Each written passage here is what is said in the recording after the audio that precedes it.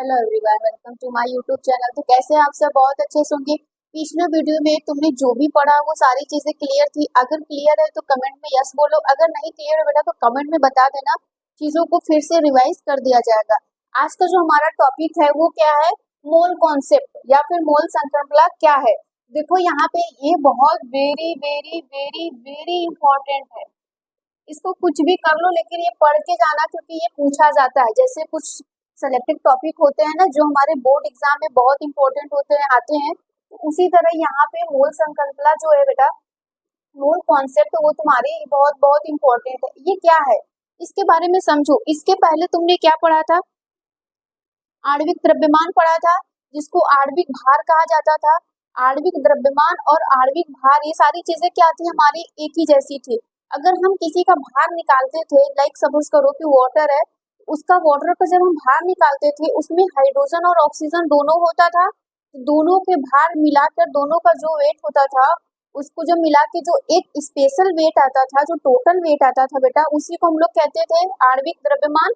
ठीक उसी तरह मोल कॉन्सेप्ट भी तुम्हारा है। मोल कॉन्सेप्ट में होता क्या है? बहुत सिंपल सी बात समझो। मोल कॉन्सेप्ट जो होता है ना, उसमें तुम्हारे जो भी है परमाणुओं की जो संख्या है, जितना मोल है। अब जैसे एक हमारा एलिमेंट होता था तो उसमें बहुत सारे परमाणु मिले होते थे। ठीक, बहुत आसानी तरीके से समझो। कोई भी हमारा एक एलिमेंट होता था तो उसमें बहुत सारे क्या होते थे?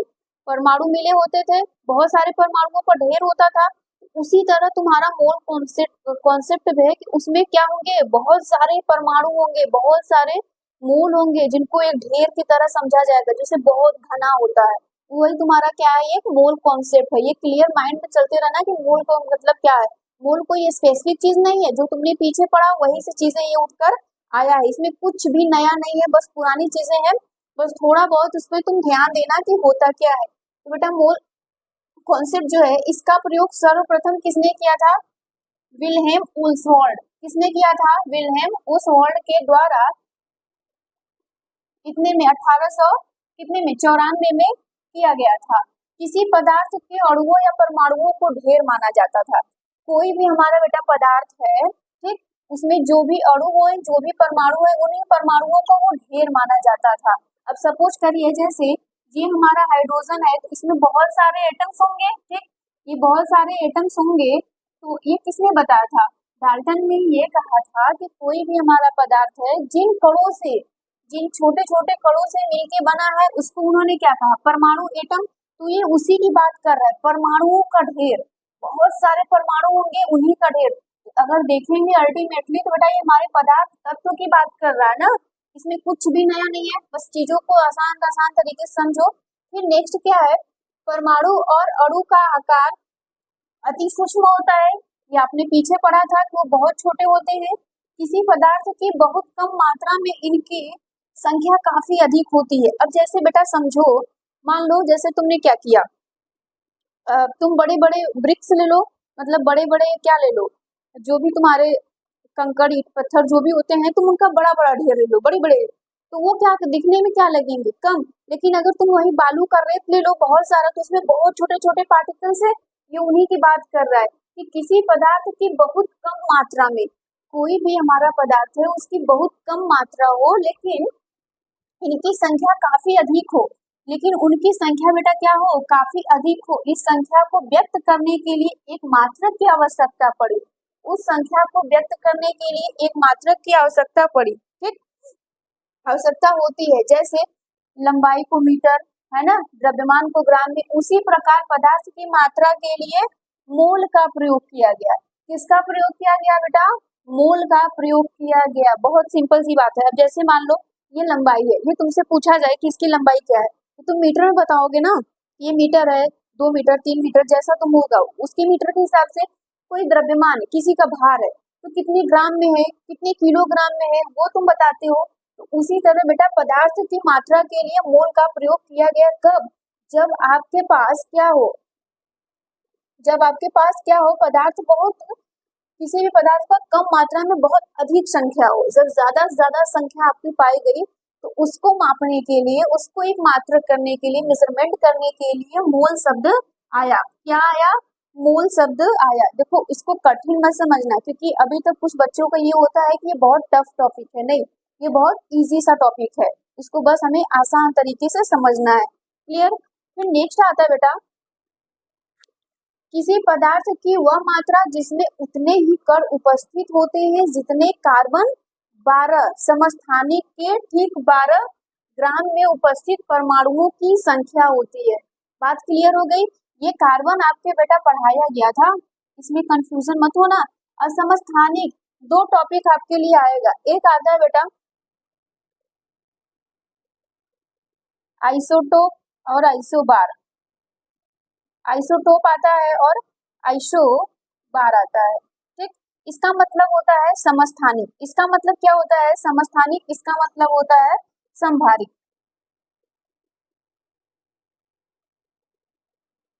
समभारिक। समस्थानिक का क्या मतलब होता है? जिनका क्या हो बेटा, जिनका परमाणु क्रमांक क्या हो, समान हो, लेकिन परमाणु भार क्या हो, डिफरेंट डिफरेंट हो, अलग अलग हो, उसी को हम लोग क्या कहते थे, समस्थानिक। जैसे आपके पास समस्थानिक के लिए क्या आता था, हाइड्रोजन, यहीं पे हम लिख देते हैं। इसके लिए आप क्या लिखते थे, हाइड्रोजन एक, हाइड्रोजन एक दो, यहाँ पे इसका मास। ठीक, ऐसे, ठीक ऐसे करके ये सारे हमारे पास समस्थानिक थे। इसी तरह आपका कार्बन भी आता था, बिल्कुल कार्बन भी होता था कितना बेटा, 12, 13, है ना, और 14 ऐसे होते थे। क्रमांक क्या है इनका, सेम है, लेकिन इनका भार क्या है, डिफरेंट डिफरेंट है, तो ये क्या कहलाता है, समस्थानिक। उसी तरह आता है बेटा समभारिक। उसी तरह क्या आता है, समभारिक। समभारिक ये बोलेगा कि जिसमें क्या होगा, उनका परमाणु क्रमांक डिफरेंट डिफरेंट हो लेकिन भार सेम हो। लाइक आर्गन क्या होता है बेटा, आर्गन 18 लेकिन भार 40। उसी तरह क्या आता है बताओ, उसी तरह आता है कैल्शियम। कैल्शियम होता है 20 और भार होता है इसका 40। यही होता है। देखो इसमें क्या बोला गया, क्रमांक क्या है, डिफरेंट डिफरेंट है, क्रमांक डिफरेंट डिफरेंट, लेकिन इनका भार सेम है, तो उसी को कहा गया समभारिक। क्लियर हुआ। यहाँ से ये 9 से पढ़ते आए हो, इसमें कोई टफ चीजें नहीं है कि जो आपको अलग से बताया गया हो। ये क्लियर हो गया ना। यहाँ पे क्या हो रहा है, तो ये ग्राम में परमाणु, सॉरी, समस्थानिक के ठीक 12 ग्राम में उपस्थित परमाणुओं की संख्या होती है। ये हो गया। फिर दूसरा आया, किसी पदार्थ की वह मात्रा जिनके, ये क्या है, ये अवोगाद्रो नंबर है ना, ये क्या है, अवोगाद्रो नंबर मूल कण उपस्थित होते हैं, उसे पदार्थ का एक मोल कहते हैं। एक मोल में कणों की संख्या क्या होती है, अवोगाद्रो संख्या के बराबर होती है। ये बात क्लियर हो गया। कोई भी हमारा पदार्थ है बेटा, अगर वो एक मोल में, उसका जो एक मोल होगा, एक मोल में उसके कणों की संख्या कितनी आएगी, अवोगाद्रो नंबर के बराबर आएगा। कितना आएगा, अवोगाद्रो नंबर के बराबर आएगा। ये बातें क्लियर हो गई। बहुत सिंपल तरीके से एक बार फिर से सुन लो बेटा, इसको रिवाइज करो। देखो मोल कॉन्सेप्ट क्या होता है, मोल कॉन्सेप्ट को सबसे पहले किसने दिया, ओसवाल्ड ने 1894 में दिया था। इन्होंने बताया किसी पदार्थ में अणु या परमाणुओं को ढेर माना गया। बहुत ज्यादा घना आएगा तो उसको ढेर माना जाएगा। क्लियर हो पाया कि नहीं। फिर उसी तरह कहा गया, परमाणु और अणु का आकार तो सूक्ष्म होता है, लेकिन उनकी बहुत छोटी सी मात्रा होगी, उनमें बहुत काफी मात्रा की संख्या अधिक होगी। उसे व्यक्त करने के लिए एक मात्रक लाई गई जिसको हमने मोल कहा। ये बातें क्लियर हो गई। यहाँ तक समझ में आया कि नहीं। कोई भी डाउट तुम्हारे माइंड में नहीं होना चाहिए, कोई भी दिक्कत नहीं आनी चाहिए। अब इसमें बेटा क्या होता है, कणों की संख्या देखो फिक्स होती है। कणों की संख्या क्या होती है, फिक्स होता है, लेकिन उनका द्रव्यमान क्या हो सकता है बताओ, अलग अलग हो सकता है। उनका जो भार होता है बेटा वो अलग अलग हो सकता है, लेकिन कणों की संख्या फिक्स होती है। ये बात हमेशा याद रखिएगा, इसको नोट कर लीजिए।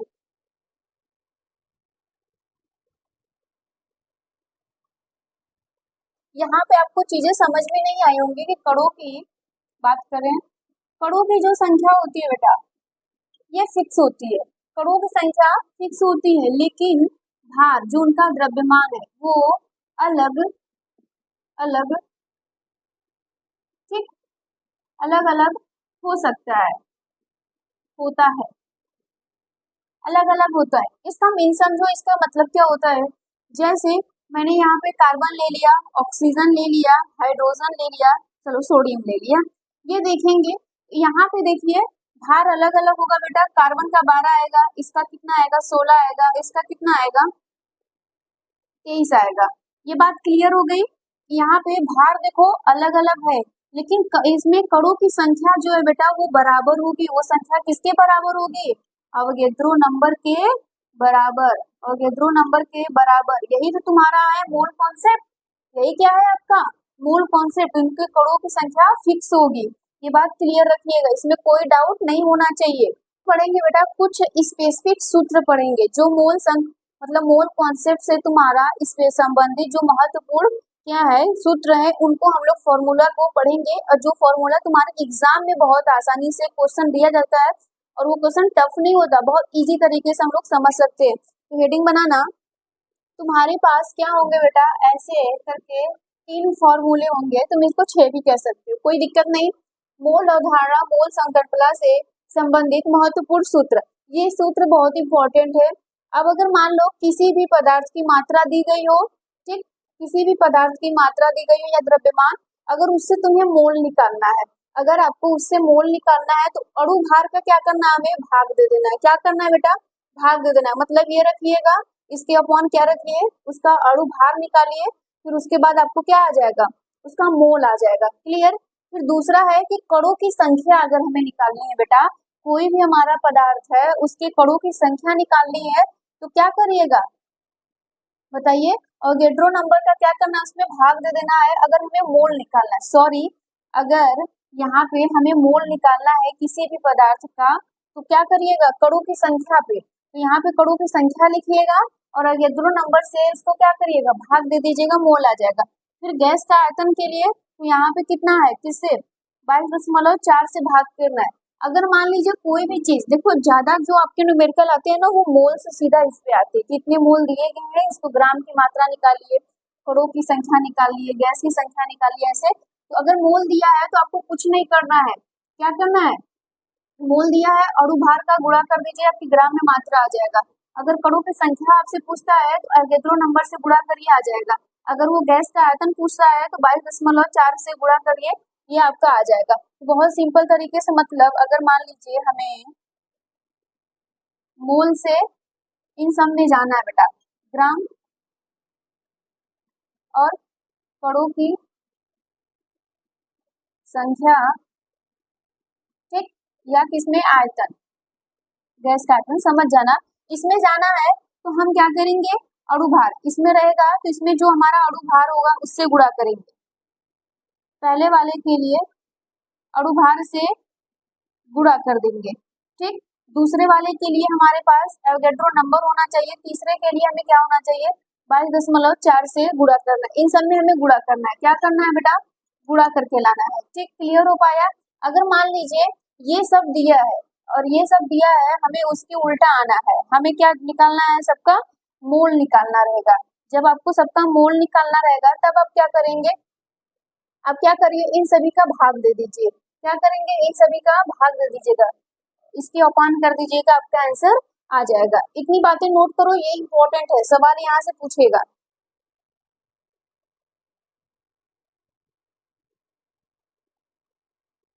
अब देखो कुछ सवाल करो बेटा, ये रहा आपके पास क्वेश्चंस। सार्थक, सार्थक अंक कैसे निकालेंगे। अगर सार्थक अंक निकालना है तो आपके पास रहा 2304 0.002। अगर इसमें से आपसे पूछा जाए कि सार्थक अंक कितने हैं तो बता ले जाएंगे। देखो पढ़ा है आपने, सार्थक अंक आपको बताना पड़ेगा, जल्दी से बताओ। हाँ निकाल ले जाएंगे, सुनो ध्यान से। इसमें क्या होगा, आपसे सार्थक अंक पूछा है तो 1 2 3 4, यहाँ पे कितने सार्थक अंक होंगे, 4, 4 सार्थक अंक होंगे। और इधर कितना होगा बेटा, 1, क्योंकि ये बात याद रखना, आपको पढ़ाया गया हो, आपको पढ़ाया गया है इसमें। अब देखो यहाँ पे होता क्या है, सार्थक अंक हमने जब जीरो क्या होगा किसी नंबर के बीच में आएगा तब वो सार्थक अंक में काउंट होगा, गिना जाएगा, इसलिए हमने इसको गिना 1 2 3 4। ठीक, लेकिन जब क्या होगा दशमलव में अगर ऐसे कुछ आ जाए, नंबर के पहले जीरो आ जाए, ठीक, या दशमलव के बाद या दशमलव के पहले जीरो आए तो उसको हम गिनती नहीं करेंगे, इसलिए हमारा सार्थक अंक केवल क्या हुआ, ये हुआ, और इसमें चारों का हुआ। अब जैसे मान लीजिए ये लिया, इसमें बताओ इसमें क्या होगा, सार्थक अंक होगा 4 बेटा। क्यों? क्योंकि जब आपसे नंबर के बाद जीरो आएंगे तो उनको हम काउंट करते हैं। देखो यहाँ पे मैंने बोला कि दशमलव के बाद या दशमलव के पहले जीरो आएंगे, देखो ये दोनों जीरो है, उसको हम काउंट नहीं करेंगे, या फिर किसी नंबर के पहले जीरो आए तब भी उसको काउंट नहीं करेंगे, लेकिन नंबर के बाद जितने भी जीरो आएंगे सबको हम काउंट करेंगे। तो यहाँ पे 4 सार्थक अंक होंगे। कितने होंगे?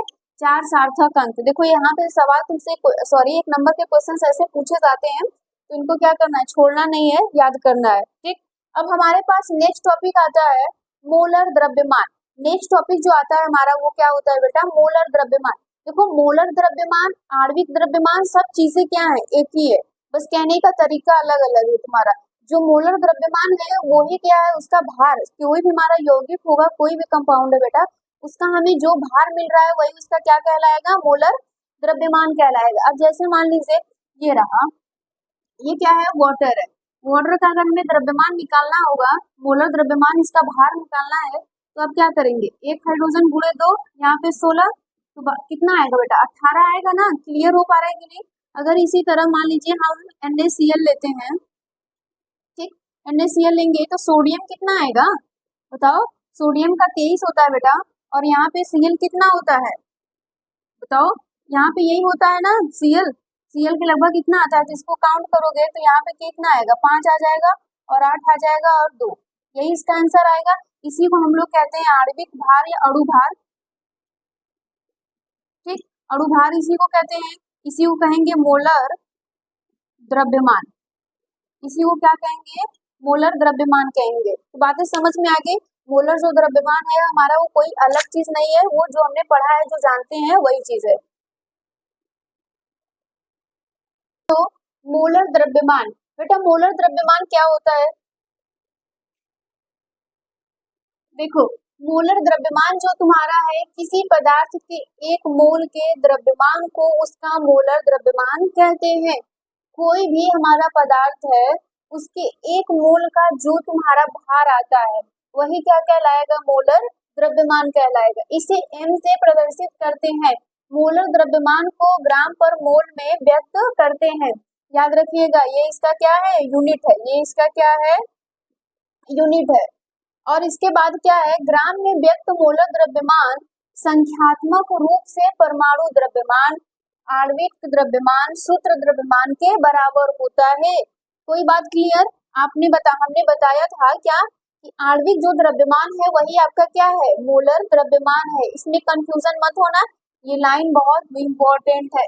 आपसे पूछ देगा कि मोलर द्रव्यमान किसके बराबर है, तो कंफ्यूजन नहीं होना बेटा। आणविक द्रव्यमान, सूत्र द्रव्यमान, अणु भार वाला जो बात हो रही है, ये सारे द्रव्यमान के क्या है, बराबर है। क्लियर? फिर उसके बाद आपसे एक नोट है, ये नोट इंपॉर्टेंट है। जिस प्रकार मोल्स कॉन्सेप्ट मतलब संकल्पना से, यहाँ पे जिस प्रकार मोल कॉन्सेप्ट से में ग्राम परमाणु, ग्राम अणु तथा ग्राम आयतन आदि के स्थान पे केवल मोल का प्रयोग किया जाता है, उसी प्रकार अणु भार परमाणु भार, अणु भार तथा सूत्र भार आदि के स्थान पे मोलर द्रव्यमान का प्रयुक्त किया जाता है।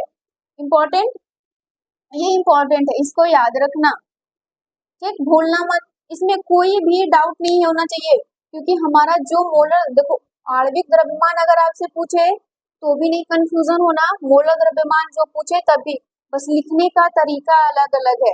यहाँ पे समझो, अगर आपसे एग्जाम्पल के लिए, जैसे अभी हमने उसके पहले क्या लिया, आपसे वाटर लिया, ठीक, वाटर का कितना आया था बेटा, 18 आया था। तो ये 18 क्या हुआ था, उसका मोलर द्रव्यमान हुआ था। उसी तरह हमने NaCl लिया था, तो इसका क्या आया था, 58.5 करके आया था। ये इसका क्या है, मोलर द्रव्यमान है, क्या है? मोलर द्रव्यमान। इसी तरह बेटा अगर मान लो सोडियम हाइड्रोक्साइड दे देता है, तो सोडियम हाइड्रोक्साइड का अगर आपसे पूछे कि मोलर द्रव्यमान क्या होगा, तो कंफ्यूजन नहीं होना, जो तुम अणु भार बचपन से निकालते आए हो वही चीज है। तो यहाँ पे मेरे लाल सोडियम के लिए क्या लोगे? ऑक्सीजन के लिए, हाइड्रोजन के लिए। सोडियम का भार कितना? 23। ऑक्सीजन का भार कितना? 16। एक हाइड्रोजन का भार 1। ठीक, तो यहाँ पे इसको क्या करिए? टोटल जोड़ दीजिए, कितना आ जाएगा? जल्दी बताओ कितना आएगा, कमेंट में बताओ कितना आएगा। अगर तुम देखोगे, देखो यहाँ पे ध्यान दो, यहाँ पे तुम देखोगे तो कितना आएगा? 1। ठीक, इकाई वाला अंक जोड़ो, 1 6 7 हो गया, 7 3 10। ठीक, फिर उसके बाद आपके पास बचा कितना? 1। यहाँ पे कितना है बताओ? यहाँ पे कितना है? 1 1 2 हो गया, 2 4 40 आपका भार आएगा टोटल। इसका कितना आएगा? 40 आएगा। यही इसका क्या है? मोलर द्रव्यमान है। इसमें कोई भी टफ नहीं है। हाँ, ये इम्पोर्टेंट है तो इसको याद रखना। ठीक, नोट करो।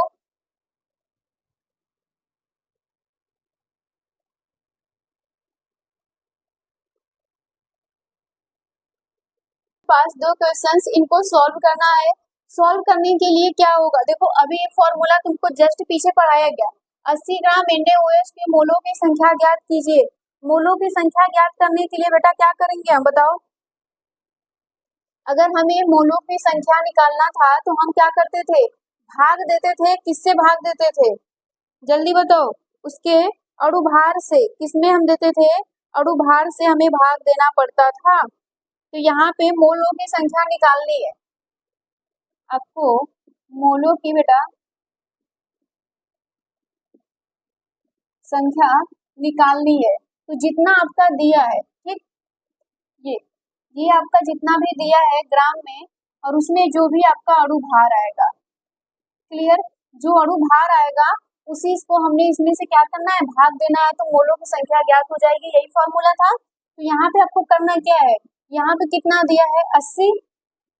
ठीक, और हमें इसका NaOH इसका अणु भार निकालना है। सोडियम हाइड्रोक्साइड का अणु भार निकालेंगे तो बेटा सोडियम का 23, ऑक्सीजन का 16, हाइड्रोजन का 1, सॉरी प्लस हाइड्रोजन का 1, तो हमारा 40 आ रहा था। क्लियर, तो यहाँ पे हम लोग क्या करेंगे? 40 इसको कट करेंगे तो 2 मोल आएगा।